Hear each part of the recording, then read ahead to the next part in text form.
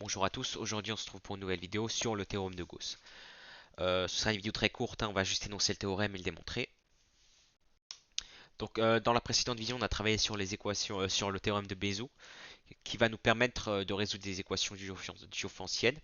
Et du coup ce théorème aussi va nous permettre à ça, hein. Il va nous servir aussi à résoudre des équations différéentielles. Et pas que, hein, uniquement. Il est utile un peu partout. Donc voici le théorème de Gauss. Si A et B sont premiers entre eux, et que A divise BC, alors A divise automatiquement C. Donc l'hypothèse A et B premiers entre eux, elle est cruciale parce que si on n'a pas ça, on peut rien dire. Et ce théorème, il se voit très très bien si on a en tête la décomposition facteur premier. Mais en fait, le problème, en fait, c'est quasiment automatique si on a la décomposition facteur premier. Mais le problème, c'est qu'on ne peut pas l'utiliser parce que pour, pour démontrer la décomposition facteur premier, le théorème fondamental de l'arithmétique, il nous faut ce théorème. Donc si on démontre euh, ce théorème via la décomposition facteur premier, en fait, on a un serpent qui se mord la queue. Du coup, logiquement, il y a un problème. Du coup, c'est pour ça qu'on doit passer, on ne doit pas passer par la décomposition facteur premier pour le démontrer. Moi, je vais donner deux exemples. Admettons qu'on sache que 7 divise 2 fois 1456. On le sait. Voilà, on a un éclair de génie, on le sait.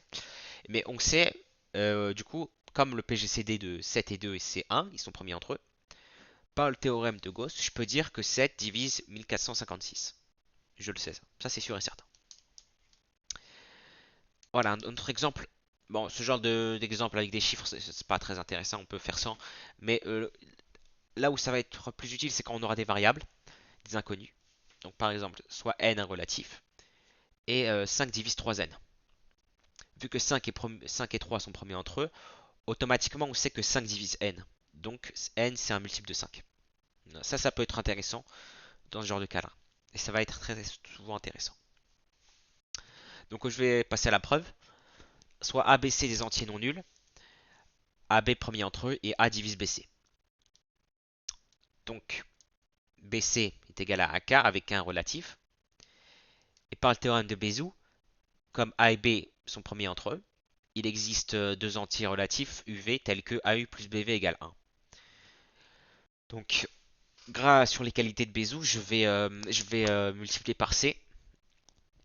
Donc ça va me donner ACU plus BCV égale à C.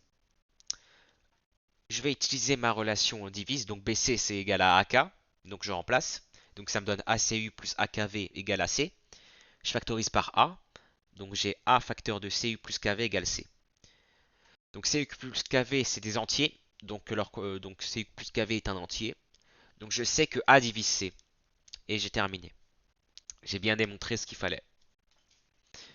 Donc voilà, on termine la vidéo déjà, c'était très rapide. Donc la prochaine fois, on verra plus en détail les équations du anciennes. On va surtout voir celles linéaires et comment les résoudre. La méthode, c'est une méthode vraiment quasi systématique. Il n'y a pas grand chose qui va changer, donc on va faire ça. Et ensuite, après cette vidéo sur les équations du anciennes, on fait une vidéo sur les nombres premiers, sur le petit théorème de Fermat. Et après, je pense on aura fini l'arithmétique. Donc voilà, au revoir.